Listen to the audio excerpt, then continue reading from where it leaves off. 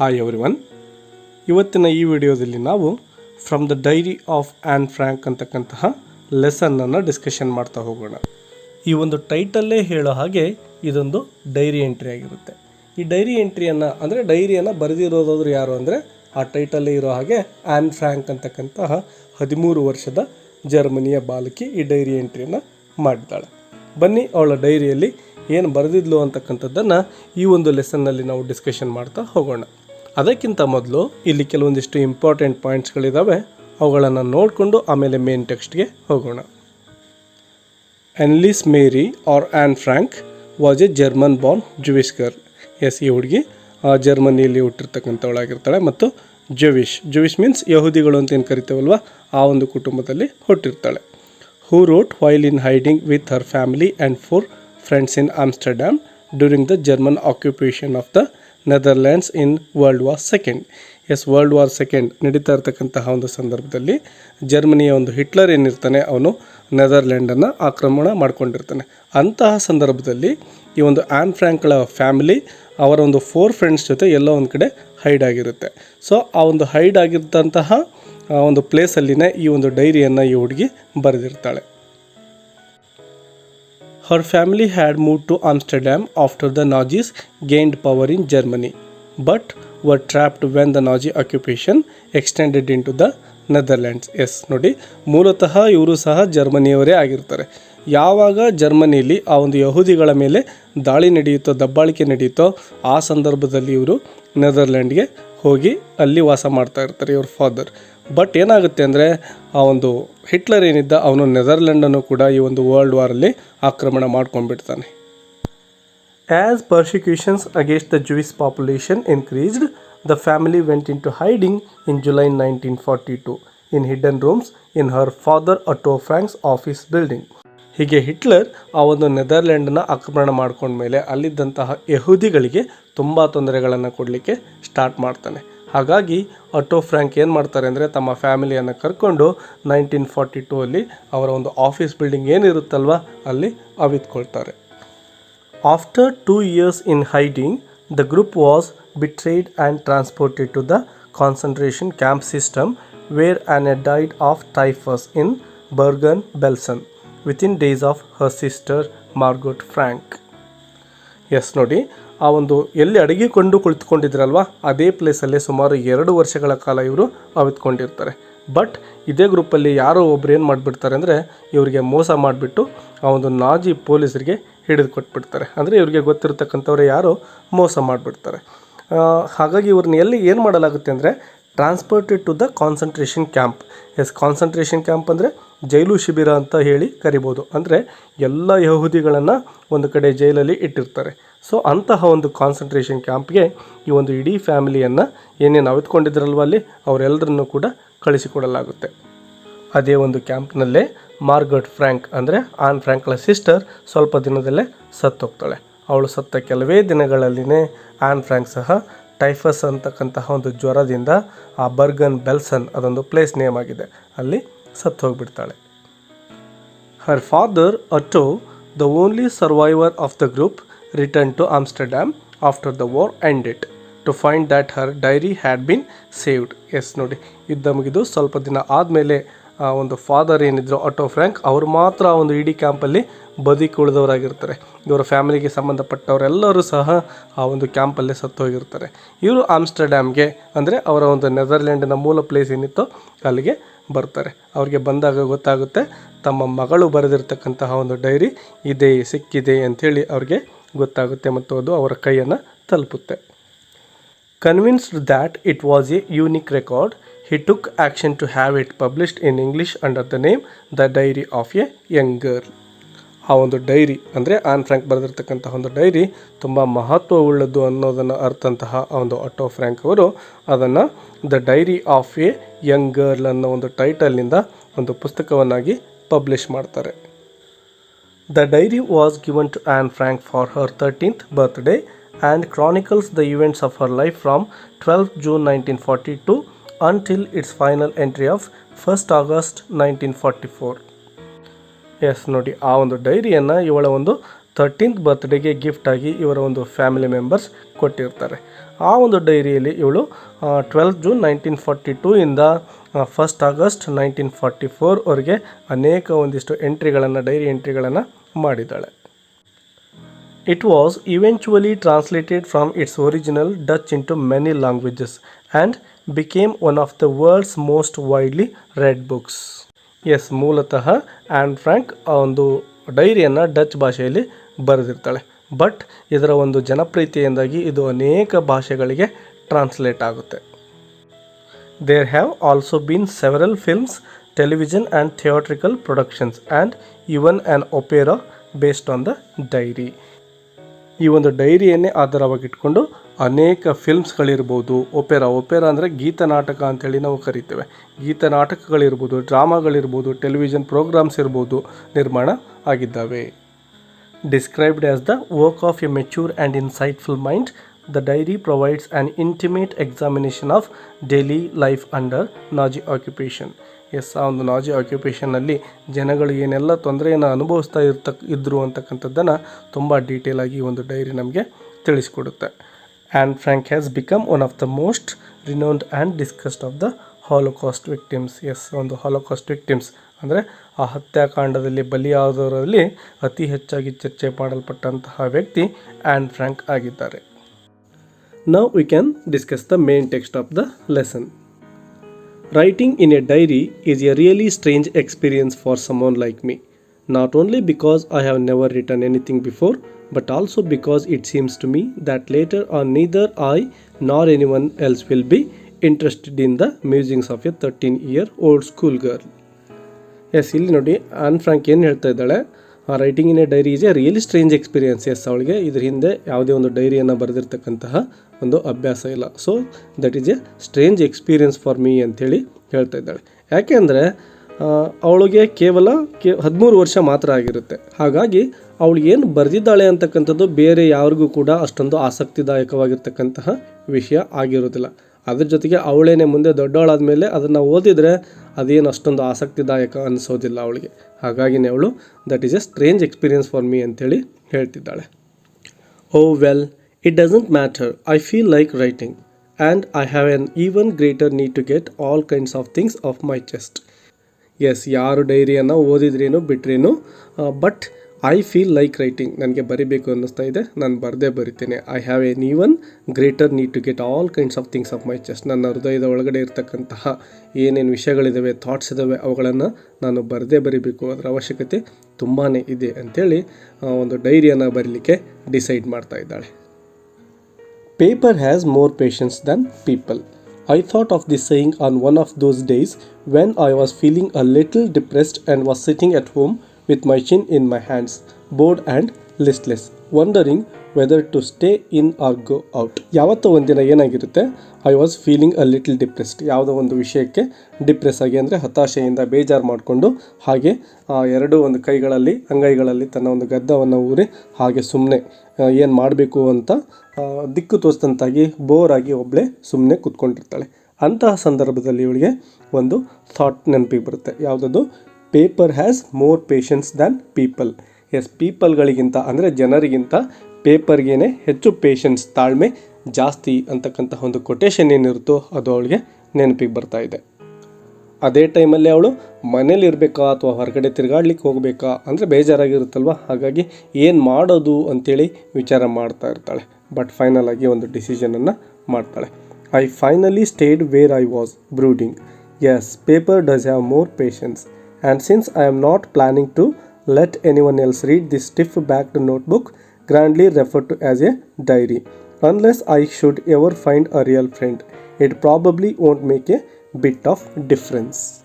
S, ಇಲ್ಲಿ ಒಂದು ವರ್ಡನ್ನು ನೀವು ನೋಡ್ಬೋದು, ಬ್ರೂಡಿಂಗ್ ಅಂದರೆ ತುಂಬ ಡೀಪಾಗಿ ಯಾವುದೋ ವಿಷಯ ಕುರಿತು ಥಿಂಕ್ ಮಾಡ್ತಾ ಇರೋದು. ಎಸ್, ಈಗ ಅವಳು ಏನು ಕೂತ್ಕೊಂಡು ಹೊರಗಡೆ ಹೋಗಬೇಕಾ ಅಥವಾ ಮನೇಲೇ ಇರಬೇಕಾ ಅಂಥೇಳಿ ತುಂಬ ಡೀಪಾಗಿ ಏನು ಥಿಂಕ್ ಮಾಡ್ತಾ ಇದ್ಲಲ್ವ, ಕೊನೆಗೆ ಮನೇಲೇ ಇರೋದು ಅಂಥೇಳಿ ಡಿಸೈಡ್ ಮಾಡ್ತಾಳೆ. ಏನಂತ? ನಾನು ಬರಿಬೇಕು. Yes, paper does have more patience, ಪೇಪರ್ಗೇ ಜಾಸ್ತಿ ಪೇಷನ್ಸ್ ಇರೋದು, ಹಾಗಾಗಿ ನಾನು ಏನಾದರೂ ಬರಿತೇನೆ ಅಂತೇಳಿ ಡಿಸೈಡ್ ಮಾಡ್ತಾ ಇದ್ದಾಳೆ. ಬರೆದಿದ್ದನ್ನು ಮತ್ತೆ ನಾನು ಯಾರಿಗೂ ಕೊಡೋದಿಲ್ಲ. ನೋಡಿ, I am not planning to let anyone else read this stiff backed notebook. Yes, ಯಾರಿಗೂ ಕೂಡ ನಾನು ಬರೆದಿರ್ತಕ್ಕಂತಹ ಡೈರಿಯನ್ನು ಓದಲಿಕ್ಕೆ ಕೊಡೋದಿಲ್ಲ. ಒಂದು ವೇಳೆ ಯಾರಾದರೂ ತುಂಬ ಆಪ್ತರು ಸಿಕ್ಕರೆ, ರಿಯಲ್ ಫ್ರೆಂಡ್ ಅಂತಕ್ಕಂಥವ್ರು ಸಿಕ್ಕರೆ ಮಾತ್ರ ಅದನ್ನ ಕೊಡ್ತೀನಿ. I should ever find A real friend ಸಿಕ್ಕರೆ ಮಾತ್ರ ಇದನ್ನ ಓದಲಿಕ್ಕೆ ಕೊಡ್ತೇನೆ. ಇಲ್ಲ ಅಂದರೆ ನಾನು ನನ್ನ ಪಾಡಿಗೆ ನಾನು ಅದನ್ನ ಇಟ್ಕೊಂಡಿರ್ತೇನೆ. It probably won't make a bit of difference. Yes, ಯಾರು ರಿಯಲ್ ಫ್ರೆಂಡ್ ಸಿಕ್ಕರೇನೋ ಬಿಟ್ಟರೇನೋ ನಾನು ಮಾತ್ರ ಡೈರಿ ಬರೀತೀನಿ ಅಂಥೇಳಿ ಡಿಸೈಡ್ ಮಾಡ್ತಿದ್ದಾಳೆ. Now I am back to the point that prompted me to keep a diary in the first place. I don't have a friend. Yes, ಮತ್ತೊಂದು ವಿಷಯ, ಇಲ್ಲಿ ಒಂದು ಡೈರಿ ಬರೀಲಿಕ್ಕೆ ಅವಳಿಗೆ ಪ್ರಚೋದನೆಯನ್ನು ಕೊಡ್ತಾ ಇದೆ. ಯಾವುದಾದ್ರು ಪ್ರಚೋದನೆ ಕೊಟ್ಟಿದ್ದು ಅಂದರೆ I don't have A friend. ಇವಳಿಗೆ ಯಾವುದೇ ಒಂದು ಫ್ರೆಂಡ್ ಇರೋದಿಲ್ಲ, ಹಾಗಾಗಿ ಡೈರಿಯನ್ನು ಬರಿತೇನೆ, ಅದನ್ನೇ ನಾನು ಫ್ರೆಂಡಾಗಿ ಮಾಡ್ಕೊಳ್ತೇನೆ ಅಂತೇಳಿ ಡಿಸೈಡ್ ಮಾಡ್ತಾ ಇದ್ದಾಳೆ. Let me put it more clearly. Since no one will believe that a 13-year-old girl is completely alone in the world. Yes, 13 ವರ್ಷದ ಹುಡುಗಿ ಈ ಜಗತ್ತಲ್ಲಿ ಒಬ್ಬಂಟಿ ಅಂತ ಅಂದ್ಕೊಂಡ್ರೆ ಯಾರು ಕೂಡ ಅದನ್ನು ನಂಬೋದಿಲ್ಲ. And I am not. Yes, ನಾನು ಕೂಡ ಒಬ್ಬಂಟಿ ಏನಲ್ಲ. I have loving parents and a 16-year-old sister. Yes, ಅವಳಿಗಿರ್ತಕ್ಕಂಥವಳು ಯಾರ್ಯಾರು ರಿಲೇಷನ್ಸ್ ಇದ್ದರು ಅದನ್ನ ಹೇಳ್ತಾ ಇದ್ದಾಳೆ. ಐ ಹ್ಯಾವ್ ಲವಿಂಗ್ ಪೇರೆಂಟ್ಸ್, ತುಂಬ ಪ್ರೀತಿಸ್ತಕ್ಕಂತಹ ಪೇರೆಂಟ್ಸ್ ಇದ್ದರು, ಅದರ ಜೊತೆಗೆ 16-year-old ಸಿಸ್ಟರ್ ಸಹ ಇದ್ಲು. And there are about 30 people I can call friends. Yes, friends ಅಂತ ಕರಿಬಹುದಾದಂತಹ ಸುಮಾರು 30 ಜನ ಸುತ್ತಮುತ್ತ ಅವಳಿಗೆ ಇರ್ತಾರೆ. I have a family, loving aunts and a good home. Yes, ಒಂದು ಫ್ಯಾಮಿಲಿ ಇದೆ, ಲವಿಂಗ್ ಆನ್ಸ್ ಇದ್ದಾರೆ, ಅದ್ರ ಜೊತೆಗೆ ಗುಡ್ ಒಂದು ಒಳ್ಳೆಯ ಮನೆ ಇದೆ. No, on the surface I seem to have everything except my one true friend. Yes, ನೋಡಿ, ಜಗತ್ತಲ್ಲಿ ಏನೇನು ಬೇಕೋ ಅದೆಲ್ಲ ನನಗಿದೆ, ಬಟ್ ಒಂದಿಲ್ಲ. ಅದು ಯಾವುದಪ್ಪ ಅಂದರೆ ಟ್ರೂ ಫ್ರೆಂಡ್ ಅಂತಕ್ಕಂಥವ್ರು ನನಗೆ ಯಾರೂ ಇಲ್ಲ. All I think about when I am with friends is having a good time. I can't bring myself to talk about anything but ordinary everyday things. Yes, ತುಂಬ ಜನ friends ಏನಿದ್ರು ಆಟ ಆಡಲಿಕ್ಕೆ, ಅವರು ಕೇವಲ ಆಟ ಆಡಲಿಕ್ಕೆ ಮಾತ್ರ ಇದ್ದರು. ಅಂದರೆ ಗುಡ್ ಟೈಮ್, ಒಂದು ಫನ್ ಟೈಮನ್ನು ಸ್ಪೆಂಡ್ ಮಾಡಲಿಕ್ಕೆ ಮಾತ್ರ ಫ್ರೆಂಡ್ಸ್ ಇದ್ದಾರೆ. ಬಟ್ ತುಂಬ ಪರ್ಸ್ನಲ್ ಆಗಿರ್ತಕ್ಕಂತಹ ವಿಷಯಗಳನ್ನು ಚರ್ಚೆ ಮಾಡಲಿಕ್ಕೆ ಅವರಿಲ್ಲ. ಅವರು ಕೇವಲ ಆರ್ಡಿನರಿ ಎವ್ರಿ ಡೇ ಥಿಂಗ್ಸ್ ಏನಿರ್ತವೆ ಅಂತಹವುಗಳನ್ನು ಮಾತ್ರ ನಾನು ಅವ್ರ ಜೊತೆ ಶೇರ್ ಮಾಡ್ಕೋಬಹುದು. We don't seem to be able to get any closer and that's the problem. Yes, ordinary ಥಿಂಗ್ಸನ್ನು ಮಾತ್ರ ಎಕ್ಸ್ಚೇಂಜ್ ಮಾಡ್ಕೋಬೋದಾಗಿತ್ತು. ಯಾವುದಾದ್ರೂ ಡೀಪ್ ಆಗಿರ್ತಕ್ಕಂತಹ, ತುಂಬ ಪರ್ಸ್ನಲ್ ಆಗಿರ್ತಕ್ಕಂತಹ ವಿಷಯಗಳನ್ನು ಶೇರ್ ಮಾಡಿಕೊಳ್ಳುವಷ್ಟು ಆತ್ಮೀಯತೆ ಆ ಫ್ರೆಂಡ್ಸಲ್ಲಿ ಇರೋದಿಲ್ಲ. ಅದೇನೇ ನನಗೆ ಒಂದು ದೊಡ್ಡ ಪ್ರಾಬ್ಲಮ್ ಅಂತೇಳಿ ಹೇಳ್ತಾ ಇದ್ದಾಳೆ. Maybe it's my fault that we don't confide in each other. In any case that's just how things are and unfortunately they are not liable to change. This is why I have started the diary. Yes, ಇಲ್ಲಿ friend circle ಏನಿದ್ದಾರೋ ಅಲ್ಲಿ ಒಬ್ಬರಿಗೊಬ್ಬರಿಗೆ ಒಂದು ಆತ್ಮೀಯತೆ, confidence, ನಂಬಿಕೆ, ಒಬ್ಬರಿಗೊಬ್ಬರು ನಂಬಿಕೆ ಇಲ್ಲ ಅಂದರೆ ಕೇವಲ ಫ್ರೆಂಡ್ಸ್ ತಪ್ಪಂತ ಅಲ್ಲ, ಇದರಲ್ಲಿ ನಂದು ಕೂಡ ತಪ್ಪಿರ್ಬೋದು ಅಂತೇಳಿ ಅವಳು ಒಪ್ಕೊಳ್ತಾ ಇದ್ದಾಳೆ. In any case that's just how things are. Yes, ಇದು ಇದೇ ರೀತಿ ಮುಂದುವರೆದ್ರೆ ಅಂದರೆ ನಮ್ಮ ಫ್ರೆಂಡ್ಸ್ ಮಧ್ಯೆ ಒಂದು ಆತ್ಮೀಯತೆ ಬೆಳೆದೇ ಇದ್ದರೆ ಏನು ಮಾಡೋದು? ಹಾಗಾಗಿನೇ ನಾನು ಒಂದು ಡೈರಿಯನ್ನು ಬರೀಲೇಬೇಕು ಅಂತೇಳಿ ತನ್ನ ಒಂದು ಬಲವಾದ ರೀಸನ್ ಏನಿತ್ತು ಡೈರಿ ಬರೀಲಿಕ್ಕೆ ಅದನ್ನ ಇಲ್ಲಿ ಹೇಳ್ತಾ ಇದ್ದಾಳೆ. To enhance the image of this long-awaited friend in my imagination, I don't want to jot down the facts in this diary the way most people would do, but I want the diary to be my friend, and I am going to call this friend Kitty. Yes, ತುಂಬ ದಿನಗಳಿಂದ an frank ಏನು ಮಾಡ್ತಾ ಇದ್ಲು, ಈ ಒಂದು ಫ್ರೆಂಡ್ಗೋಸ್ಕರ ಕಾಯ್ತಾ ಇದ್ಲು. ಯಾವ ಫ್ರೆಂಡ್ ಅಂದರೆ ಡೈರಿಯನ್ನು ಬರೀಲಿಕ್ಕೆ. ಎಷ್ಟೋ ಜನ ಕೇವಲ ಫ್ಯಾಕ್ಟ್ಸ್ಗಳನ್ನು ಅಂದರೆ ತಮ್ಮ ದಿನನಿತ್ಯದ ದಿನಚರಿಗಳನ್ನು ಅದರಲ್ಲಿ ಬರೀಲಿಕ್ಕೆ ಡೈರಿಯನ್ನು ಯೂಸ್ ಮಾಡ್ತಾರೆ. ಬಟ್ ಇಲ್ಲಿ ಆ್ಯನ್ ಫ್ರ್ಯಾಂಕ್ ಅದಕ್ಕೋಸ್ಕರ ಡೈರಿಯನ್ನು ಬರಿತಾ ಇಲ್ಲ. ಅವಳು ತನ್ನ ಫ್ರೆಂಡಾಗಿ ಆ ಒಂದು ಡೈರಿಯನ್ನು ಕನ್ಸಿಡರ್ ಮಾಡಿಕೊಂಡು ಆ ಡೈರಿಯನ್ನು ಬರಿತಾ ಇದ್ದಾಳೆ. ಅಂದರೆ ತನ್ನ ಥಾಟ್ಸ್ಗಳನ್ನು ಕೇವಲ ಎಂಟ್ರಿ ಮಾಡ್ತಾ ಇಲ್ಲ, ಆ ಡೈರಿ ಜೊತೆ ಶೇರ್ ಮಾಡ್ಕೊಳ್ತಾ ಇದ್ದಾಳೆ. ಒಂದು ಫ್ರೆಂಡಾಗಿ ಅದಕ್ಕೆ ಹೇಳ್ತಾ ಇದ್ದಾಳೆ. ಮತ್ತು ಆ ಒಂದು ಫ್ರೆಂಡ್ಗೆ ಒಂದು ಹೆಸರನ್ನು ಕೂಡ ಅವಳು ಕೊಡ್ತಾ ಇದ್ದಾಳೆ. ಏನಂತ? ಕಿಟ್ಟಿ ಅಂಥೇಳಿ ಒಂದು ನೇಮನ್ನು ಕೂಡ ಕೊಟ್ಟಿದ್ದಾಳೆ. ಇಲ್ಲಿ ಒಂದು ವರ್ಡನ್ನು ನೀವು ನೋಡಬಹುದು, ಜಾಟ್ ಡೌನ್. ಏನು ಜಾಟ್ ಡೌನ್ ಅಂದರೆ? ಜಾಟ್ ಡೌನ್ ಅಂದರೆ ಬರೆದುಕೊಳ್ಳೋದು ಅಂಥೇಳಿ ನಾವು ಇಲ್ಲಿ ಅರ್ಥ ಮಾಡ್ಕೋಬೋದು. Since no one would understand a word of my stories to Kitty if I were to plunge right in, I would better provide a brief sketch of my life much as I dislike doing so. Yes, ಈ ಒಂದು ಡೈರಿಯನ್ನು ಆರಂಭ ಮಾಡೋದಕ್ಕಿಂತ ಮೊದಲು ಒಂದು brief ಇಂಟ್ರೊಡಕ್ಷನನ್ನು ಅಂದರೆ ಅವಳ ಬಗ್ಗೆ, ಅವಳ ಫ್ಯಾಮಿಲಿ ಬಗ್ಗೆ ಕೆಲವೊಂದಿಷ್ಟು ಮಾಹಿತಿಯನ್ನು ಕೊಡಲಿಕ್ಕೆ ಅವಳು ಇಷ್ಟಪಡ್ತಾ ಇದ್ದಾಳೆ. My father, the most adorable father I have ever seen, didn't marry my mother until he was 36 and she was 25. S, ನೋಡಿ, ತನ್ನ ಫಾದರ್ಗೆ ಇಲ್ಲಿ ಮೋಸ್ಟ್ ಅಡೋರೇಬಲ್ ಫಾದರ್ ಅಂದರೆ ತುಂಬ ಪ್ರೀತಿಸ್ತಕ್ಕಂತಹ ತಂದೆ ಆಗಿದ್ರು ನನ್ನ ತಂದೆ ಅಂಥೇಳಿ ಅವರ ಅಪ್ಪನ ಬಗ್ಗೆ ಹೇಳ್ತಾ ಇದ್ದಾರೆ. ಮತ್ತು didn't marry my mother until he was 36. Yes, ಅವರು ಮದುವೆ ಆದಾಗ ಅವರಿಗೆ ಸುಮಾರು 36 ವರ್ಷಗಳಾಗಿರ್ತವೆ. ಅದ್ರ ಜೊತೆಗೆ ಮದರ್ಗೆ ಎಷ್ಟು ವರ್ಷ ಆಗಿರ್ತವೆ ನೋಡಿ, 25 ವರ್ಷ ಆಗಿರುತ್ತೆ. My sister Margot was born in Frankfurt in Germany in 1926. Yes, ಇವಳ ಒಂದು ಸಿಸ್ಟರ್ ಏನಿದ್ಲು ಮಾರ್ಗಟ್ ಅಂದರೆ ಅವಳ ಅಕ್ಕ 1926 ಫ್ರಾಂಕ್ಫರ್ಟಲ್ಲಿ ಅಂದರೆ ಜರ್ಮನಿಯ ಒಂದು ಸಿಟಿ ಅದಾಗಿರುತ್ತೆ, ಅಲ್ಲಿ ಹುಟ್ಟಿರ್ತಾಳೆ. I was born on 12th June 1929. Anne Frank ಅವಳು ಹುಟ್ಟಿದ್ದು 12th June 1929. I lived in Frankfurt until I was 4. Yes, ಇವಳಿಗೆ 4 ವರ್ಷಗಳು ಆಗೋವರೆಗೂ ಕೂಡ ಆ ಒಂದು ಫ್ರಾಂಕ್ಫರ್ಟ್ ಸಿಟಿಲೇ ಅಂದರೆ ಎಲ್ಲಿ ಹುಟ್ಟಿರ್ತಾಳಲ್ವ ಅದೇ ಸಿಟಿಲೇ ಇರ್ತಾಳೆ. My father emigrated to Holland in 1933. Yes, emigrate ಅಂದರೆ ಒಂದು ದೇಶವನ್ನು ಬಿಟ್ಟು ಬೇರೆ ದೇಶಕ್ಕೆ ಹೋಗಿ ವಾಸ ಮಾಡೋದು ಅಂತೇಳಿ, ಅಂದರೆ ಪರ್ಮನೆಂಟಾಗಿ ಹೋಗಿ ವಾಸ ಮಾಡ್ತಕ್ಕಂಥದ್ದು, ವಲಸೆ ಹೋಗೋದು ಅಂತೇಳಿ ನಾವು ಕರಿತೇವಲ್ವ ಹಾಗೆ. ಸೊ ಈ ಒಂದು ಆಟೋ ಫ್ರ್ಯಾಂಕ್ ಅವರು ಏನಿದ್ರಲ್ವ ಅವರು 1933 ಹಾಲೆಂಡ್ ಅಂದರೆ ಈಗ ನಾವು ನೆದರ್ಲ್ಯಾಂಡ್ ಅಂತೇಳಿ ಕರಿತೇವೆ, ಆ ನೆದರ್ಲ್ಯಾಂಡ್ಗೆ ಹೋಗಿಬಿಟ್ಟು ವಾಸವಾಗ್ತಾರೆ. My mother Edith Holland Frank went with him to Holland in September. Yes, ಆ ಒಂದು ಆಟೋ ಫ್ರ್ಯಾಂಕ್ ಜೊತೆ ಅವಳ ಮದರ್ ಕೂಡ ಎಡಿತ್ ಫ್ರ್ಯಾಂಕ್ ಅವರು ಕೂಡ ಹೋಗ್ತಾರೆ.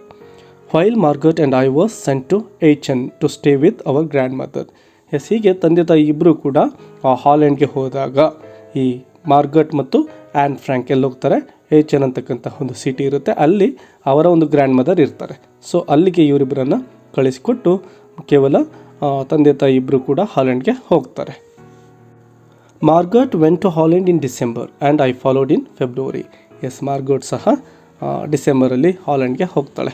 ಅದಾದ ನಂತರ ಫೆಬ್ರವರಿಗೆ ಆನ್ ಫ್ರ್ಯಾಂಕ್ ಸಹ ಒಂದು ಹಾಲೆಂಡ್ಗೆ ಹೋಗ್ತಾ ಇದ್ದಾಳೆ. When I was plunked down on the table as a birthday present for Margot. Yes, ಆ ಒಂದು ಮಾರ್ಗಟ್ಳ ಬರ್ತ್ಡೇಗೆ ವಿಶ್ ಮಾಡಲಿಕ್ಕೆ ಅಂತೇಳಿ ಒಂದು ಪ್ರೆಸೆಂಟನ್ನು ತೆಗೆದುಕೊಂಡು ಹಾಲೆಂಡ್ಗೆ ಹೋಗಿರ್ತಾಳೆ. I started right away at the Montessori nursery school. I stayed there until I was 6, at which time I started in the first form. Yes, ನೋಡಿ, ಈ ಹಾಲೆಂಡ್ಗೆ ಹೋದ್ಮೇಲೆ ಇವಳನ್ನು ಒಂದು ಮಾಂಟೆಸರಿ ನರ್ಸರಿ ಸ್ಕೂಲ್ಗೆ ಸೇರಿಸ್ತಾರೆ. ಅದಾದ ನಂತರದಲ್ಲಿ ಸುಮಾರು 6 ವರ್ಷ ಆದಮೇಲೆ ಇವಳನ್ನು ಒಂದು ಫಸ್ಟ್ ಫಾರ್ಮ್ ಅಂದರೆ ಮೊದಲನೇ ತರಗತಿ ಅಂತೇಳಿ ನಾವು ಕರಿತೇವಲ್ವ, ಆ ರೀತಿ ಫಸ್ಟ್ ಕ್ಲಾಸ್ಗೆ ಇವಳನ್ನು ಸೇರಿಸ್ತಾ ಇದ್ದಾರೆ. In the 6th form my teacher was Mrs Kuperus the headmistress. Yes, ಇವಳು 6ನೇ ತರಗತಿಯಲ್ಲಿ ಓದ್ತಾ ಇರಬೇಕಾದ್ರೆ ಹೆಡ್ ಮಿಸ್ಟ್ರೆಸ್ ಯಾರಾಗಿರ್ತಾರೆ, Mrs Kuperus. At the end of the year we were both in tears as we said a heartbreaking farewell. Yes, ಈ ಒಂದು 6ನೇ class ಮುಗಿದ ಮೇಲೆ ಆ ಸ್ಕೂಲ್ ಬಿಟ್ಟು ಬೇರೆ ಸ್ಕೂಲ್ಗೆ ಇವಳು ಹೋಗಬೇಕಾಗಿರುತ್ತೆ. ಅಂತಹ ಸಂದರ್ಭದಲ್ಲಿ ಇವರಿಬ್ಬರ ಕಣ್ಣಲ್ಲಿ ಅಂದರೆ ಟೀಚರ್ ಮತ್ತು ಆ್ಯನ್ ಫ್ರ್ಯಾಂಕರ ಕಣ್ಣಲ್ಲಿ ಕಣ್ಣೀರು ಬರ್ತಾ ಇರುತ್ತೆ. ಅಂದರೆ ಅಷ್ಟೊಂದು ಬಾಂಡೇಜ್ ಅವರಿಬ್ಬರ ಮಧ್ಯೆ ಬೆಳೆದಿರುತ್ತೆ. In the summer of 1941 grandma fell ill and had to have an operation. So my birthday passed with little celebration. Yes, in 1941 ಏನಾಗುತ್ತೆ, ಇವರೊಂದು ಗ್ರ್ಯಾಂಡ್ ಮದರ್ ಏನಿದ್ರು ಅವರು ತುಂಬ ಅಂದರೆ ಅನಾರೋಗ್ಯಕ್ಕೆ ತುತ್ತಾಗ್ತಾರೆ.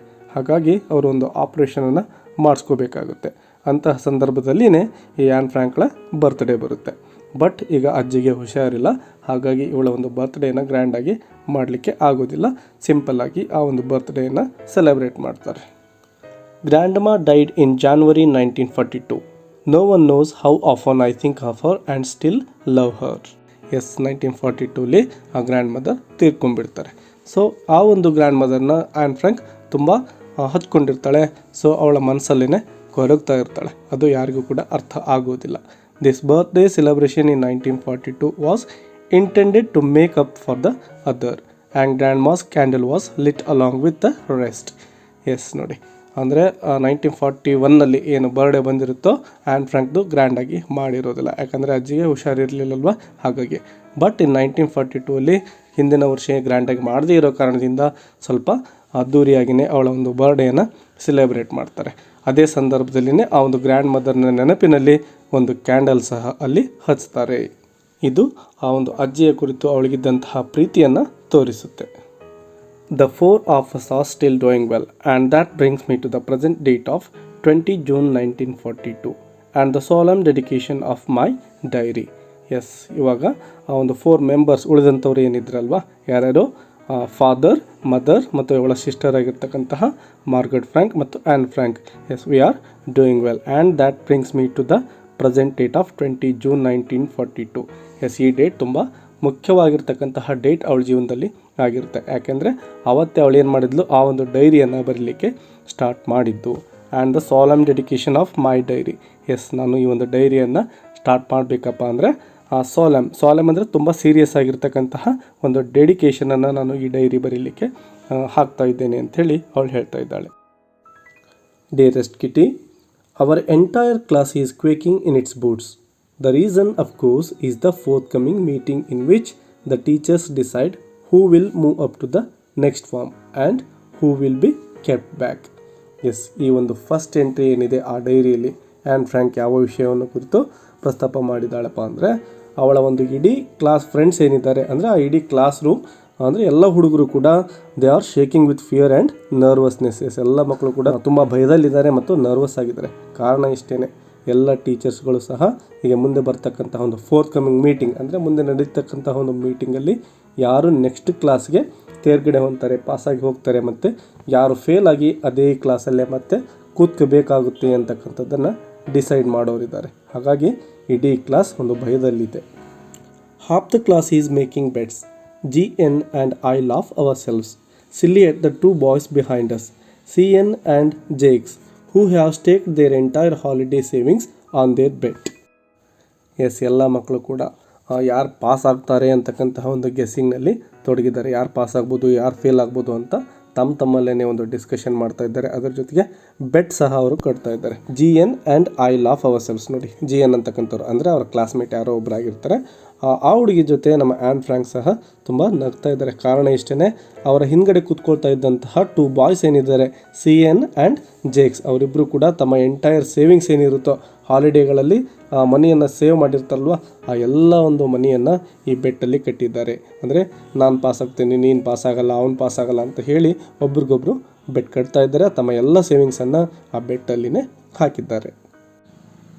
From morning to night it is you are going to pass, no I am not, yes you are, no I am not. Yes, ನೋಡಿ, ಮಾರ್ನಿಂಗಿಂದ ಸಾಯಂಕಾಲದವರೆಗೂ ಕೂಡ ನೀನು ಪಾಸ್ ಆಗ್ತೀಯ ಅಂತ ಒಬ್ಬರು, ಇಲ್ಲ ನಾನು ಪಾಸ್ ಆಗಲ್ಲ ಅಂತ ಒಬ್ಬರು, ಹೀಗೆ ಬೆಳಗ್ಗಿಂದ ಸಾಯಂಕಾಲದವರೆಗೂ ಕೂಡ ಅವರು ಡಿಸ್ಕಷನಲ್ಲಿ ತೊಡಗಿರ್ತಾರೆ. Even G's pleading glances and my angry outbursts can't calm them down. Even G's pleading glances and my angry outbursts can't calm them down. Yes, G's ಅಂದರೆ ಇವರ ಒಂದು ಫ್ರೆಂಡ್ ಏನಿರ್ತಾರೆ ಅವರಿಬ್ಬರಿಗೂ ಕೂಡ ಪ್ಲೀಡಿಂಗ್, ಅಯ್ಯೋ ಇಬ್ಬರು ಪಾಸ್ ಆಗ್ತಾರೆ ಬಿಡಿ ಅಂಥೇಳಿ ಏನೋ ಹೇಳ್ತಾ ಸಮಾಧಾನ ಮಾಡಿ ಸುಮ್ಮನೆ ಮಾಡಲಿಕ್ಕೆ ನೋಡ್ತಾಳೆ. ಬಟ್ ಅವರಿಬ್ಬರು ಕೂಡ ಅದಕ್ಕೂ ಸುಮ್ಮನೆ ಆಗಲ್ಲ. ಸೊ ಆ್ಯನ್ ಫ್ರ್ಯಾಂಕಿಗೆ ತುಂಬ ಕೋಪ ಬರುತ್ತೆ. ಮೈ ಆ್ಯಂಗ್ರಿ ಔಟ್ಬರ್ಡ್ಸ್, ಕೋಪ ಮಾಡಿಕೊಂಡು ತುಂಬ ಕೂಗಾಡ್ತಾಳೆ. ಆದರೂ ಕೂಡ ಅವರಿಬ್ಬರು ಆ ಒಂದು ಚರ್ಚೆಯನ್ನು ಬಿಟ್ಟು ಬರೋದೇ ಇಲ್ಲ. If you ask me, there are so many dummies that about a quarter of the class should be kept back, but teachers are the most unpredictable creatures on earth. Yes, ಆ ಇಡೀ ಕ್ಲಾಸಲ್ಲೇ ಸುಮಾರು 1/4% ಆದರೂ, ಕ್ವಾರ್ಟರ್ ಅಂದರೆ ಕಾಲು ಭಾಗದಷ್ಟಾದರೂ ಜನ fail ಆಗಿಬಿಟ್ಟು ಹಾಗೆ ಉಳ್ಕೊಳ್ತಾರೆ, ಮತ್ತು ಅದೇ ತರಗತಿಯಲ್ಲೇ ಓದಬೇಕಾಗುತ್ತೆ ಅಂತೇಳಿ ಅವ್ರು ಗೆಸ್ ಮಾಡ್ತಾ ಇದ್ದಾರೆ. But teachers are the most unpredictable creatures on earth ಅಂತೇಳಿ ಇಲ್ಲಿ ಆನ್ ಫ್ರ್ಯಾಂಕ್ ಉಲ್ಲೇಖನವನ್ನು ಮಾಡಿದ್ದಾಳೆ. ಅಂದರೆ ಟೀಚರ್ಸ್ ಏನು ಮಾಡ್ತಾರೋ ಹೇಳೋಕ್ಕಾಗೋದಿಲ್ಲ, ಅವರು ಅನ್ಪ್ರೆಡಿಕ್ಟೇಬಲ್, ಅವ್ರ ಬಗ್ಗೆ ನಾವು ಮುಂಚಿತವಾಗಿಯೇ ಡಿಸೈಡ್ ಮಾಡೋಕ್ಕಾಗೋದಿಲ್ಲ. ಹಾಗಾಗಿ ಯಾರು ಪಾಸ್ ಆಗ್ತಾರೋ ಯಾರು ಫೇಲ್ ಆಗ್ತಾರೋ ಮೊದಲಿಗೆ ಹೇಳಲಿಕ್ಕೆ ಆಗೋದಿಲ್ಲ ಅಂಥೇಳಿ ಆ್ಯನ್ ಫ್ರ್ಯಾಂಕ್ ಇಲ್ಲಿ ಹೇಳ್ತಾ ಇದ್ದಾಳೆ. I am not so worried about my girlfriends and myself, we will make it. The only subject I am not sure about is maths. Yes, ನೋಡಿ, ಇಲ್ಲಿ ಆ ಒಂದು ಗರ್ಲ್ ಫ್ರೆಂಡ್ಸ್ ಮೀನ್ಸ್ ಅವಳ ಒಂದು friends ಬೇರೆಯವರು ಏನಿರ್ತಾರೆ ಅವ್ರು ಇರ್ಬೋದು, ಮತ್ತು ನನ್ನ ರಿಸಲ್ಟ್ ಬಗ್ಗೆ ನಮಗೆ ಯಾವುದೇ ವರಿ ಇಲ್ಲ, ನಾವು ಪಾಸ್ ಆಗ್ತೀವಿ ಅನ್ನೋ ಒಂದು ನಂಬಿಕೆ ಇದೆ. ಆದರೆ ನೋಡಿ, the only subject I am not sure about is maths. ಮ್ಯಾಥ್ಸಲ್ಲಿ ಪಾಸ್ ಆಗ್ತೇನೋ ಇಲ್ವೋ ಅಂತಕ್ಕಂತಹ ಒಂದು ಡೌಟ್ ಅವಳಲ್ಲಿ ಇರುತ್ತೆ. Anyway all we can do is wait. Yes, ಏನೇ ಆಗಲಿ ನಾವು ವೆಯ್ಟ್ ಮಾಡಿ ನೋಡೋಣ ರಿಸಲ್ಟ್ ಬರೋವರೆಗೂ ಅಂತೇಳಿ ಹೇಳ್ತಾ ಇದ್ದಾಳೆ. Until then we keep telling each other not to lose heart. Yes, lose heart ಅಂದರೆ ಒಂದು ಭರವಸೆಯನ್ನು ಕಳ್ಕೊಳ್ಳೋದು. ಸೊ ರಿಸಲ್ಟ್ ಬರೋವರೆಗೂ ನಾವು ಯಾರೂ ಕೂಡ ಭರವಸೆಯನ್ನು ಕಳ್ಕೊಳ್ಳೋದು ಬೇಡ, ರಿಸಲ್ಟ್ ಬರಲಿ ಆಮೇಲೆ ನೋಡೋಣ ಅಂಥೇಳಿ ಅವರು ಸಮಾಧಾನ ಮಾಡ್ಕೊಳ್ತಿದ್ದಾರೆ.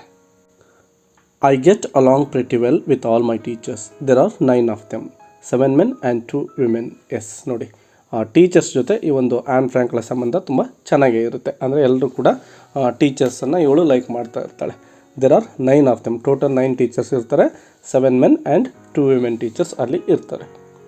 Mister Keesing the old fogey who teaches maths was annoyed with me for ages because I talked so much. Yes ನೋಡಿ, ಆ ಮ್ಯಾಥ್ಸ್ ಟೀಚರ್ ಏನಿದ್ರು ಮಿಸ್ಟರ್ ಕೀಸಿಂಗ್ ಅಂತಕ್ಕಂಥವ್ರು, ಅವ್ರು ಮಾತ್ರ ಆ್ಯನ್ ಫ್ರ್ಯಾಂಕ್ಳ ಕುರಿತು ತುಂಬ ಕೋಪ ಮಾಡ್ಕೊಳ್ತಿರ್ತಾರೆ. ಅನಾಯ್ಡ್ ಅಂದರೆ ಇವಳು ಅಂದರೆ ಅವ್ರಿಗೆ ಸ್ವಲ್ಪ ಆವಾಗವಾಗ ಕೋಪ ಬರ್ತಾ ಇರುತ್ತೆ. ಯಾಕೆಂದರೆ I talked so much, Anne Frank ತುಂಬ ಮಾತಾಡ್ತಾ ಇದ್ಲು, ಹಾಗಾಗಿನೇ ಅವ್ರಿಗೆ ತುಂಬ ಕೋಪ ಬರ್ತಾ ಇತ್ತು. After several warnings he assigned me extra homework, an essay on the subject a chatterbox. Yes ನೋಡಿ, ಎಷ್ಟೋ ಸಾರಿ ವಾರ್ನಿಂಗ್ ಕೊಟ್ಟ ಮೇಲೆ, ಅಂದರೆ ಮಾತಾಡಬೇಡ ಅಂತ ಸುಮಾರು ಸಾರಿ ಆ್ಯನ್ ಫ್ರ್ಯಾಂಕ್ಗಳಿಗೆ ಮಿಸ್ಟರ್ ಕೀಸಿಂಗ್ ಅವರು ವಾರ್ನಿಂಗ್ ಕೊಡ್ತಾ ಇರ್ತಾರೆ. ಬಟ್ ಇವಳು ಕೇಳೋದಿಲ್ಲ, ಆವಾಗ ಮಾತಾಡ್ತಾ ಇರ್ತಾಳೆ. ಹಾಗಾಗಿ ಇವಳಿಗೆ ಎಕ್ಸ್ಟ್ರಾ ಹೋಮ್ವರ್ಕ್ ಸಿಗ್ತಾ ಇದೆ. ಯಾವುದೋ ಎಕ್ಸ್ಟ್ರಾ ಹೋಮ್ವರ್ಕ್ ಅಂದರೆ ಒಂದು ಎಸ್ಸೆ ಬರೀಲಿಕ್ಕೆ ಹೇಳ್ತಾ ಇದ್ದಾರೆ. ಟೈಟಲ್ ಕೊಡ್ತಾ ಇದ್ದಾರೆ ಈ ಚಾರ್ಟರ್ ಬಾಕ್ಸ್ ಅಂತೇಳಿ. ಆ ಚಾರ್ಟರ್ ಬಾಕ್ಸ್ ಅಂತಕ್ಕಂತಹ ಟಾಪಿಕ್ ಮೇಲೆ ಇವಳು ಎಕ್ಸ್ಟ್ರಾ ಹೋಮ್ವರ್ಕನ್ನು ಬರಿಬೇಕಾಗಿತ್ತು, ಒಂದು ಎಸ್ಸೆಯನ್ನು ಬರಿಬೇಕಾಗಿರುತ್ತೆ. ಈ chatterbox, what can you write about that? I would worry about that later, I decided. I jotted down the title in my notebook, tucked it in my bag and tried to keep quiet. Yes, ಈ chatterbox ಮೇಲೆ ಏನು essay ಬರೆಯೋದು ಅಂತೇಳಿ ಸ್ವಲ್ಪ ಅವಳಿಗೆ ವಿಚಾರ ಬರುತ್ತೆ. S, ಅದ್ರ ಮೇಲೆ ಆಮೇಲೆ ವಿಚಾರ ಮಾಡಿದ್ರೆ ಆಯಿತು ಅಂಥೇಳಿ ಆ ಒಂದು ಟೈಟಲನ್ನು ಜಾಟೆಡ್ ಡೌನ್ ಅಂದರೆ ಬರ್ಕೊಳ್ಳೋದು. ಆ ಒಂದು ಟೈಟಲನ್ನು ತನ್ನ ನೋಟ್ಬುಕ್ಕಲ್ಲಿ ಬರ್ಕೊಂಡು ಬ್ಯಾಗಲ್ಲಿ ಇಟ್ಬಿಟ್ಟು ಟ್ರೈ ಟು ಕೀಪ್ ಕ್ವೈಟ್, ಸುಮ್ಮನೆ ಕ್ಲಾಸಲ್ಲಿ ಕೂತ್ಕೊಳ್ಳಿಕ್ಕೆ ಟ್ರೈ ಮಾಡ್ತಾಳೆ. That evening, after I had finished the rest of my homework, the note about the essay caught my eye. I began thinking about the subject while chewing the tip of my fountain pen. Yes, ಎಲ್ಲ ಒಂದು ಹೋಮ್ವರ್ಕನ್ನು ಮುಗಿಸಿ ಬ್ಯಾಗಲ್ಲಿ ಇಡಬೇಕಾದ್ರೆ ಆ ಒಂದು ನೋಟ್ಬುಕ್ಕಲ್ಲಿ ಏನೋ ಟೈಟಲನ್ನು ಬರ್ಕೊಂಡಿದ್ಲಲ್ವ, essay title, ಅದು ಇವಳ ಕಣ್ಣಿಗೆ ಬೀಳುತ್ತೆ. ಸೊ ಆ ಒಂದು ಟೈಟಲ್ ಬಗ್ಗೆ ಥಿಂಕ್ ಮಾಡಲಿಕ್ಕೆ ಸ್ಟಾರ್ಟ್ ಮಾಡ್ತಾಳೆ, ಏನು ಬರೆಯೋದು ಅಂತೇಳಿ. While chewing the tip of my fountain pen, ಆ ಒಂದು ಫೌಂಟೇನ್ ಪೆನ್ನಿಂದ ಏನು ಬರಿತಾ ಇರ್ತಾಳೆ ಆ ಒಂದು ಪೆನ್ನನ್ನು ತನ್ನ ಬಾಯಿ ಒಳಗಡೆ ಇಟ್ಕೊಂಡು ಚಿವಿಂಗ್ ಮಾಡ್ತಾ ಥಿಂಕ್ ಮಾಡಲಿಕ್ಕೆ ಸ್ಟಾರ್ಟ್ ಮಾಡ್ತಾಳೆ. Anyone could ramble on and leave big spaces between the words, but the trick was to come up with convincing arguments to prove the necessity of talking. Yes ನೋಡಿ, ಈ ಒಂದು ಎಸ್ಸೆಯನ್ನು ಬರೀಬೇಕು ಅಂದರೆ ಅಲ್ಲಲ್ಲಿ ಸ್ವಲ್ಪ ಗ್ಯಾಪನ್ನು ಬಿಟ್ಟು ಬೇಗ ಏನಾದರೂ ಮಾಡಿ ಮುಗಿಸ್ಬೋದಾಗಿತ್ತು. ಬಟ್ ಅವಳು ಇಲ್ಲಿ ಅದಕ್ಕೆ ತಯಾರಿ ಇಲ್ಲ. ಏನಾದರೂ ಇಂಪಾರ್ಟೆಂಟ್ ಪಾಯಿಂಟ್ಸ್ಗಳನ್ನು ಈ ಒಂದು ಎಸ್ಸೆಯಲ್ಲಿ ನಾನು ಬರೀಬೇಕು, ಒಳ್ಳೆ ಕನ್ವಿನ್ಸಿಂಗ್ ಆರ್ಗ್ಯುಮೆಂಟ್ಸ್ ಇರಬೇಕು ಅಂಥೇಳಿ ಅವಳು ಡಿಸೈಡ್ ಮಾಡ್ತಾಳೆ. ಏನಾದರೂ ಮಾಡಿ ಆ ಮಾತನಾಡ್ತಕ್ಕಂಥದ್ದು ತುಂಬ ಮುಖ್ಯ ಅಂಥೇಳಿ ತನ್ನ ಒಂದು ಎಸ್ಸೆಯಲ್ಲಿ ನಾನು ಪ್ರೂವ್ ಮಾಡಲೇಬೇಕು ಅಂಥೇಳಿ ಡಿಸೈಡ್ ಮಾಡಿಕೊಂಡು ತುಂಬ ಹೊತ್ತು ವಿಚಾರ ಮಾಡ್ತಾ ಇದ್ದಾಳೆ. I thought and suddenly I had an idea. ತುಂಬ ಹೊತ್ತು ವಿಚಾರ ಮಾಡಿದ ಮೇಲೆ ಇದ್ದಕ್ಕಿದ್ದಾಗೆ ಅವಳಲ್ಲಿ ಒಂದು ವಿಚಾರ, ಒಂದು ಐಡಿಯಾ ಬರ್ತಾ ಇದೆ.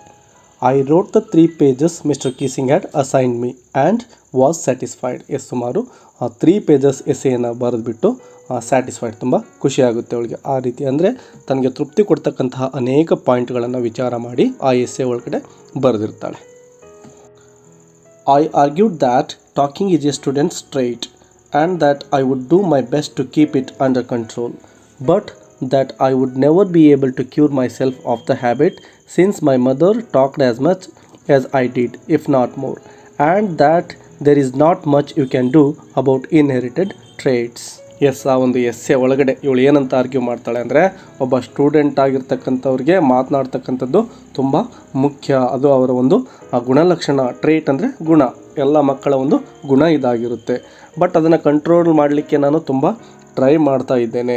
But that I would never be able to cure myself. ನೋಡಿ, ಅದನ್ನು ಕ್ಯೂರ್ ಮಾಡ್ಕೊಳ್ಳಿಕ್ಕೆ ಆಗ್ತಾ ಇಲ್ಲ, ಕಾರಣ ಕೊಡ್ತಾ ಇದ್ದಾಳೆ. ಯಾಕೆಂದರೆ ನಮ್ಮಮ್ಮನೂ ತುಂಬ ಮಾತಾಡ್ತಾರೆ, ಹಾಗಾಗಿ ಅವರಿಂದನೇ ನನಗೆ ಆ ಗುಣ ಬಂದಿರತಕ್ಕಂಥದ್ದು. ಸೊ ಇದು ವಂಶಾವಳಿಯಿಂದ ಬಂದಿರತಕ್ಕಂಥ ಗುಣ ಆಗಿರೋದ್ರಿಂದ ಇದರಲ್ಲಿ ನಾನೇನು ಮಾಡೋಕ್ಕಾಗೋದಿಲ್ಲ ಅಂತಕ್ಕಂತಹ ಒಂದು ಆರ್ಗ್ಯುಮೆಂಟನ್ನು ಆ ಎಸ್ಸೆ ಒಳಗಡೆ ಇವಳು ಬರೆದಿದ್ದಾಳೆ. Mister Keesing had a good laugh at my arguments, but when I proceeded to talk my way through the next lesson he assign me a second essay. Yes, ಮೊದಲಿಗೆ ಈ ಒಂದು ಎಸ್ಸೆಯನ್ನು ಪ್ರೆಸೆಂಟ್ ಏನು ಮಾಡ್ತಾಳೆ, ಹೋಗಿ ಅವರಿಗೆ ಕೊಡ್ತಾಳೆ ಮಿಸ್ಟರ್ ಕೀಸಿಂಗ್. ತುಂಬ ನಗ್ತಾರೆ ಇವಳ ಒಂದು ಆರ್ಗ್ಯುಮೆಂಟ್ಸನ್ನು ನೋಡಿ.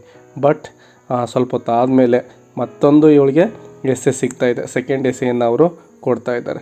This time it was suppose to be on an incorrigible chatterbox. Yes ನೋಡಿ, ಈಗ ಮತ್ತೊಂದು ಟೈಟಲ್, ಆ್ಯನ್ ಇನ್ಕಾರಿಜಿಬಲ್ ಅಂದರೆ something that cannot be corrected, ಅಂದರೆ ಅದನ್ನು ನಾವು ಸರಿ ಮಾಡಲಿಕ್ಕೆ ಆಗೋದಿಲ್ಲ, ತಿದ್ದಲಿಕ್ಕೆ ಆಗೋದಿಲ್ಲ ಅಂತಕ್ಕಂಥದ್ದು. So an incorrigible chatterbox ಅಂಥೇಳಿ ಮತ್ತೊಂದು ಎಸ್ಸೆ ಇವಳಿಗೆ ಕೊಡ್ತಾ ಇದ್ದಾರೆ. I handed it in and mister Keesing had nothing to complain about for 2 whole lessons. Yes ನೋಡಿ, ಆ ಸೆಕೆಂಡ್ ಎಸ್ಸೆಯನ್ನು ಕೂಡ ಬರೆದು ಅವ್ರ ಕಡೆ ಕೊಡ್ತಾಳೆ. ಇದಾಗಿ ಸುಮಾರು 2 ಲೆಸನ್ಗಳು ಆಗೋವರೆಗೂ ಕೂಡ ಇವಳಿಗೆ ಯಾವುದೇ ರೀತಿಯಾದಂಥ ಮತ್ತೊಂದು ಹೊಸ ಎಸ್ಸೆ ಟಾಪಿಕ್ ಸಿಗೋದಿಲ್ಲ. However, during the third lesson, he would finally had enough. Anne Frank, as punishment for talking in class, write an essay entitled "Quack Quack Quack," said Mr. Chatterbox. Yes ನೋಡಿ, 3ನೇ lesson ಮಾಡ್ತಾ ಇರಬೇಕಾದ್ರೆ ಮತ್ತೆ ಪನಿಷ್ಮೆಂಟಾಗಿ ನೋಡು, ಕ್ಲಾಸಲ್ಲಿ ತುಂಬ ಮಾತಾಡ್ತಿದ್ದೀಯಾ, ಇನ್ನೊಂದು ಎಸ್ಸೆ ನೀನು ಬರ್ಕೊಂಡು ಬಾ ಅಂಥೇಳಿ quake quake quake shed mister chatter box ಅಂತಕ್ಕಂತಹ ಒಂದು ಟೈಟಲನ್ನು ಕೊಟ್ಟು ಮತ್ತೊಂದು ಎಸ್ಸೆ ಬರಲಿಕ್ಕೆ ಹೇಳ್ತಾ ಇದ್ದಾರೆ. The class wrote, I had to laugh too, though I had nearly exhausted my ingenuity on the topic of chatterboxes. Yes ನೋಡಿ, ಇಡೀ ಕ್ಲಾಸ್ ಈ ಒಂದು ಥರ್ಡ್ ಟಾಪಿಕನ್ನು ಎಸ್ಸೆಯನ್ನು ಕೊಟ್ಟ ಮೇಲೆ ತುಂಬ ಜೋರಾಗಿ ಎಲ್ಲ ಮಕ್ಕಳು ಕೂಡ ನಗ್ತಾ ಇದ್ದಾರೆ. ಈ ಆ್ಯನ್ ಫ್ರಾಂಕ್ಗೂ ಕೂಡ ಆ ಒಂದು ಟೈಟಲ್ ಚಾಟರ್ ಬಾಕ್ಸ್ ಅಂತಕ್ಕಂತಹ ಟೈಟಲ್ ಏನಿದೆಯೋ ಅವಳಿಗೆ ತುಂಬ ಇರಿಟೇಟ್ ಆಗಿರುತ್ತೆ. ಎಕ್ಸಾಸ್ಟೆಡ್ ಅಂದರೆ ತುಂಬ ಸುಸ್ತಾಗಿ ಹೋಗಿರ್ತಾಳೆ ಅದರ ಬಗ್ಗೆ ಎಸ್ಸೆ ಬರೆದು. ಯಾಕೆಂದರೆ ಪ್ರತಿ ಸಾರಿನೂ ಕೂಡ ಅದೇ ಟಾಪಿಕ್ ಮೇಲೆ ಅವಳಿಗೆ ಎಸ್ಸೆ ಬರ್ತಾ ಇದೆ. ಮೈ ಇಂಜಿನಿಟಿ ಮೀನ್ಸ್ ವಿಚಾರ ಮಾಡ್ತಕ್ಕಂತಹ ಒಂದು ಸಾಮರ್ಥ್ಯ, ಅಂದರೆ ಕ್ರಿಯೇಟಿವ್ನೆಸ್, ಅದೆಲ್ಲ ಮುಗಿದೋಗಿಬಿಟ್ಟಿದೆ. ಯಾಕೆಂದರೆ ಅದೇ ಟಾಪಿಕ್ ಮೇಲೆ ಈಗ ಆಲ್ರೆಡಿ 2 ಟೈಮ್ಸ್ ಎಸ್ಸೆಯನ್ನು ಬರೆದುಬಿಟ್ಟಿದ್ಲು. It was time to come up with something else, something original. Yes, ಈಗ ಆಲ್ರೆಡಿ 2 ಸಾರಿ ಬರೆದಿದ್ದಾಳೆ, ಈಗ ಮತ್ತೆ ಇನ್ನೊಂದಿಷ್ಟು ಹೊಸ ವಿಚಾರಗಳನ್ನು ಸೇರಿಸ್ಬೇಕಲ್ವಾ, ಹಾಗಾಗಿ ತುಂಬ ಅವಳಿಗೆ ತೊಂದರೆ ಆಗ್ತಾಯಿದೆ. My friend Sani, who is good at poetry, offered to help me write the essay from beginning to end in verse, and I jumped for joy. Yes ನೋಡಿ, ಇವಳ ಒಂದು ಫ್ರೆಂಡ್ ಏನಿರ್ತಾಳೆ ಸ್ಯಾನಿ ಅಂತಕ್ಕಂಥವಳು, ಅವಳು ತುಂಬ ಚೆನ್ನಾಗಿ ಪೋಯೆಟ್ರಿ ಅಂದರೆ ಪೋಯಮ್ಸ್ಗಳನ್ನು ಬರಿತಾ ಇರ್ತಾಳೆ. ಸೊ ಅವಳೇನು ಮಾಡ್ತಾಳೆ, ನಾನು ನಿನಗೆ ಎಸ್ಸೆ ಬರಲಿಕ್ಕೆ ಸಹಾಯ ಮಾಡ್ತೇನೆ. ಈಗ ನಾವು ವರ್ಸ್ ಫಾರ್ಮಲ್ಲಿ, ವರ್ಸ್ ಅಂದರೆ ಒಂಥರ ಸಾಂಗ್ ಇದ್ದ ಹಾಗೆ, ಸಾಂಗ್ ರೂಪದಲ್ಲಿ ಎಸ್ಸೆಯನ್ನು ಬರೆಯೋಣ, ನಾನು ನಿನಗೆ ಹೆಲ್ಪ್ ಮಾಡ್ತೀನಿ ಅಂತೇಳಿ ಮುಂದೆ ಬರ್ತಾಳೆ. ಇದರಿಂದ ತುಂಬ ಆ್ಯನ್ ಫ್ರಾಂಕಿಗೆ ತುಂಬ ಖುಷಿ ಆಗುತ್ತೆ. ಯಾಕಂದರೆ ಅವಳ ವಿಚಾರಗಳೆಲ್ಲ ಮುಗಿದೋಗಿರ್ತವೆ, ಬಟ್ ಈಗ ಅವಳಿಗೆ ಹೆಲ್ಪ್ ಮಾಡಲಿಕ್ಕೆ ಒಬ್ಬ ಫ್ರೆಂಡ್ ಸಿಕ್ಕಿದ್ದಾಳೆ. Mister Keesing was trying to play a joke on me with this ridiculous subject, but I would make sure the joke was on him. ಆ ಮಿಸ್ಟರ್ ಕೀಸಿಂಗ್ ಅವರು ಪ್ರತಿ ಸಾರಿನೂ ಕೂಡ ಈ ಚಾಟರ್ ಬಾಕ್ಸ್ ಅಂತಕ್ಕಂಥ ಒಂದು ರಿಡಿಕ್ಯುಲಸ್ ಸಬ್ಜೆಕ್ಟ್ ಏನಿದೆ, ಅಂದರೆ ತುಂಬ ಹಾಸ್ಯಾಸ್ಪದವಾಗಿರ್ತಕ್ಕಂಥ ಒಂದು ಸಬ್ಜೆಕ್ಟನ್ನೇ ಕೊಟ್ಟು ನನ್ನ ಮೇಲೆ ಜೋಕ್ ಮಾಡ್ತಾ ಇದ್ದಾರೆ. ಬಟ್ ಈ ಸಾರಿ ನಾನು ಈ ಒಂದು ಎಸ್ಸೆಯನ್ನು ಬರಿಬೇಕಾದ್ರೆ ಆ ಜೋಕ್ ಅವ್ರ ಮೇಲೇ ಇರಬೇಕು, ಆ ರೀತಿ ನಾನು ಬರಿಬೇಕು ಅಂತೇಳಿ ಅವಳು ಡಿಸೈಡ್ ಮಾಡ್ತಾ ಇದ್ದಾಳೆ. I finished my poem and it was beautiful. It was about a mother duck and a father swan with 3 baby ducklings who were bitten to death by the father because they quacked too much. Yes, ಇಲ್ಲಿ ನೋಡಿ an Frank ಎಷ್ಟು ಸುಂದರವಾಗಿ ತನ್ನ ಒಂದು ಥಾಟ್ಸನ್ನು poem ಫಾರ್ಮಲ್ಲಿ ಬರೆದಿದ್ಲು ಅಂತಕ್ಕಂಥದ್ದನ್ನು. ಇಲ್ಲೇನು ಮಾಡ್ತಾ ಇದ್ದಾಳೆ ಅವಳು, ಒಂದು ಮದರ್ ಡಕ್ಕನ್ನು ತೆಗೆದುಕೊಂಡು ಮತ್ತು ಒಂದು ಫಾದರ್ ಸ್ವಾನನ್ನು ತೆಗೆದುಕೊಂಡು ಅವುಗಳಿಗೆ 3 ಮರಿಗಳಿರ್ತವೆ, 3 ಬೇಬಿ ಡಕ್ಲಿಂಗ್ಸ್, ಅವುಗಳ ಕುರಿತು ಒಂದು ಪದ್ಯವನ್ನು ರಚನೆ ಮಾಡಿರ್ತಾಳೆ. ಅದರೊಳಗಡೆ ಏನು ವಿಷಯವನ್ನು ಸೇರಿಸಿರ್ತಾಳೆ ಅಂದರೆ, ಈ 3 ಬೇಬಿ ಡಕ್ಲಿಂಗ್ಸ್ ಏನಿರ್ತವೆ ಕೂಗ್ತಾ ಇರ್ತವೆ, ಅವುಗಳ ಕೆಲಸನೇ ಕೂಗೋದಲ್ವ. ಸೊ ಹಾಗೆ ಕೂಗೋದ್ರಿಂದ ಕೋಪಗೊಂಡು ಆ ಫಾದರ್ ಸ್ವಾನ್ ಏನಿರುತ್ತೋ ಈ 3 ಮರಿಗಳನ್ನು ಸಾಯಿಸಿಬಿಡುತ್ತೆ. ಇಲ್ಲಿ ಅವಳು ಏನು ಮಾಡಿದ್ದಾಳೆ ನೋಡಿ, ತನ್ನನ್ನು ತಾನು ಆ ಒಂದು ಬೇಬಿ ಡಕ್ಲಿಂಗ್ಸ್ ಇದ್ದಲ್ವ ಅವುಗಳಿಗೆ ಹೋಲಿಕೆ ಮಾಡ್ಕೊಳ್ತಾ ಇದ್ದಾಳೆ. ಮತ್ತು ಅವರ ಟೀಚರ್ ಮಿಸ್ಟರ್ ಕೀಸಿಂಗ್ ಏನಿದ್ರಲ್ವ ಅವರಿಗೆ ಫಾದರ್ ಸ್ವಾನನ್ನು ಕಂಪೇರ್ ಮಾಡ್ತಾ ಇದ್ದಾಳೆ. Luckily mister Keesing took the joke the right way. Yes, ಈ ಒಂದು ಜೋಕನ್ನು, ಆ ಪೋಯಮನ್ನು ಓದ್ಕೊಂಡಂತಹ ಮಿಸ್ಟರ್ ಕೀಸಿಂಗ್ ಅವರು ಯಾವುದೇ ರೀತಿಯ ಕೋಪವನ್ನು ಮಾಡ್ಕೊಳ್ಳೋದಿಲ್ಲ, ಅದನ್ನು ಒಂದು ಸರಿಯಾದ ರೂಪದಲ್ಲಿನೇ ಅರ್ಥ ಮಾಡ್ಕೊಳ್ತಾರೆ. He read the poem to the class adding his own comments and to several other classes as well. Yes, ಈ ಒಂದು ಪೋಯಮನ್ನು ತುಂಬ ಇಷ್ಟಪಡ್ತಾರೆ ಅವ್ರೇನು ಮಾಡ್ತಾರೆ, ಇಡೀ ಕ್ಲಾಸ್ ಮುಂದೆ ಎಲ್ಲರ ಮುಂದೆನೂ ಆ ಒಂದು ಪೋಯಮನ್ನು ಓದಿ ತಮ್ಮದೇ ಆದಂತಹ ಒಂದು ಕಾಮೆಂಟ್ಸನ್ನು ಕೊಡ್ತಾರೆ. ಅದರ ಜೊತೆಗೆ ಬೇರೆ ಕ್ಲಾಸ್ಗಳಿಗೂ ಸಹ ಹೋಗಿ ಆ ಪೋಯಮನ್ನು ಓದ್ತಾರೆ. Since then, I have been allowed to talk and haven't been assigned any extra homework. On the contrary, Mr. Kissing's always making jokes these days. Yes, ಇದು ಈ ಘಟನೆ ಆದ ನಂತರದಲ್ಲಿ ಆ ಒಂದು ಮಿಸ್ಟರ್ ಕೀಸಿಂಗ್ ಅವರಿದ್ರಲ್ವ ಯಾವುದೇ ರೀತಿಯಾದಂತಹ ಎಕ್ಸ್ಟ್ರಾ ಹೋಮ್ವರ್ಕನ್ನು ಇವಳಿಗೆ ಕೊಡೋದಿಲ್ಲ ಆ್ಯನ್ ಫ್ರಾಂಕಿಗೆ. ಮತ್ತು ಅವರು ಆವಾಗವಾಗ ಕ್ಲಾಸಲ್ಲಿ ಜೋಕ್ ಮಾಡೋದನ್ನು ಸಹ ಅಭ್ಯಾಸವನ್ನು ಮಾಡ್ಕೊಳ್ತಾರೆ. ಇದಿಷ್ಟು ಆ ಒಂದು ಆ್ಯನ್ ಫ್ರಾಂಕ್ಳ ಫಸ್ಟ್ ಡೈರಿ ಎಂಟ್ರಿ ಆಗಿದೆ. I hope this video helps you to understand this lesson in a proper way. ಮತ್ತೊಂದು ವಿಡಿಯೋದಲ್ಲಿ ಸಿಗೋಣ. ಅಲ್ಲಿವರೆಗೂ take care and keep learning. Bye bye.